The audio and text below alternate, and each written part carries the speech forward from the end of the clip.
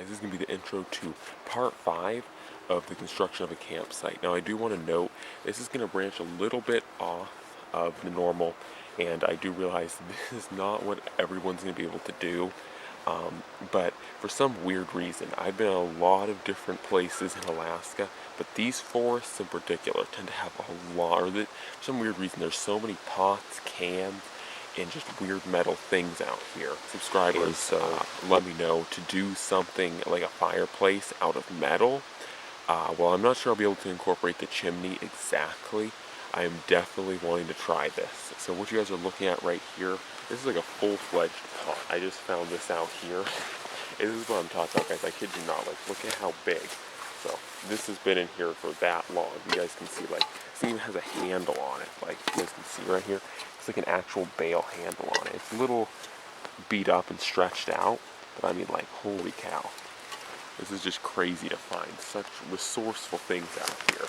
Anyways, that mini rant aside, I'm going to be taking, there's a couple pots, this is one piece of metal I found. I know where 2 other pieces of metal are, and I'm going to be grabbing them up today and just seeing what I have. I've never really thoroughly looked at some of this metal. I just kind of saw, oh, cool, a pot, you know, and just walked over it. So today I'm actually looking at them and seeing what kind of fireplace I can build out of them. And if nothing else, this already actually looks like a really nice fireplace, especially if I can dig a little hole out for it and put this in a hole. This would actually make a really nice fireplace for inside the shelter already. Once again, with this pot that I found out there, it actually appears on closer examination to be an ovular shape like that. And this is actually a really great find. There's only 2 small holes. I have a flashlight here. You guys can see where I'm shining the light right there. Right at that hot spot, there's a hole. And I'm trying to find where the other hole is. I think it's right around there. But both are under a 1/4 inch holes, so actually really good. And it doesn't particularly matter for this case. It's not like I'm going to be using this to actually cook with. I should be using this for a base bed of fire in the A-frame. This is going to be probably the end of part 5. I will probably incorporate more tin into this, but I actually really like this fire setup here. As you guys can see, essentially what I did was I just took a stick and dug out a little hole, you know, breaking all the roots up and everything, and dug out a hole for this. And I didn't make it necessarily flat with it, or with the ground, because I didn't want any sparks or any flame to leach out into the ground. So I didn't necessarily make this exactly flat. It's slightly raised, but as you guys can see, I did bury it because of course you wouldn't want to have a fire on the top of this where it could be easily knocked over. I definitely wanted this rooted in here, and so at some point I will start a fire in this. Of course, I don't exactly know the stability of this metal here, and I don't know what metal it is, and I don't know the stability of it. If you guys couldn't already tell, the handle broke in half when I picked it up around like the 3rd time.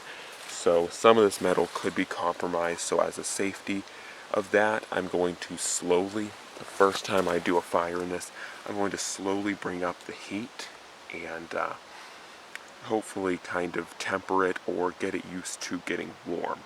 So anyways, guys, this has been a pretty short part, primarily because I was not expecting to find a complete pot like this. I was expecting to find, like what I showed you guys earlier, different like pieces of metal, and I would have to kind of, you know, make them into a makeshift pot. But being that I actually found this entirely good pot, yeah, there's really no reason for me to go ahead and make one when this one works perfectly and is actually a pot. So sorry about this one not being as long as I first thought it would be. But hopefully you guys have enjoyed this. Definitely, if you guys in your woods find anything that you guys can scavenge, I definitely understand not everywhere in the world will you be able to find just pots like this in the middle of the woods. But if you guys do live in an area like me that has some human pollution, definitely be resourceful. That's kind of why I want to do this, is just be resourceful. And if you guys can find pieces that can really aid in your building, definitely go for it. So anyways, guys, this has been part 5 of building or construction of a campsite. And don't forget to like, share, comment, and subscribe. And tell me, guys, what you think of this. And tell me what kind of improvements you think I should do with some of that steel. I know already there will be the comment of a chimney. And I'm definitely going to look at the steel I can get around here. I keep calling it steel, but metal that I can get around here. The problem is with any corroded metal, this one included, there are small holes. And the problem with a chimney is even if there are small holes, they leak smoke out. And so the last thing I want to do is just smoke out this entire shelter. Um, so I will look at doing a chimney, but I'm not sure the practicality of a chimney just being the resources I have out here. And I really don't want to bring in artificial, like chimney material, because I could definitely get chimney material, but I feel that'd be a little fake. So anyways, guys, let me know what you think I should do to improve this. I already really like this setup, but definitely let me know in the comments below. And I'm out.